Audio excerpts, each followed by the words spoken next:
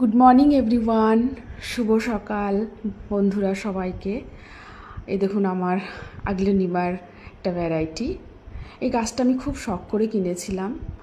তো এটার নাম হচ্ছে সিয়াম পিঙ্ক। তো বাচ্চাদের খুবই মুশকিল, এদের পরিচর্যা খুবই করতে হয়। এটা আর একটা ভ্যারাইটি, এটা রেড লিপস্টিকের একটা ভ্যারাইটি।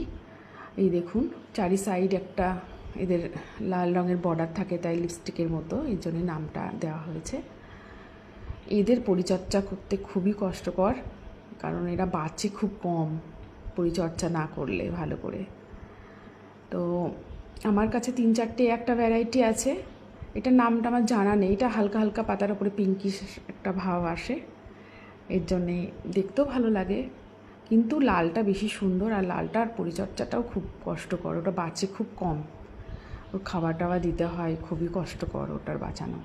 আর একটা হচ্ছে আমার স্প্রিং স্নো। এই পাতার মধ্যে সাদা সাদা ছিটা ছিটা দাগ থাকে, এই জন্য স্প্রিং স্নো বলা হয়। স্প্রিঙ্কেল করা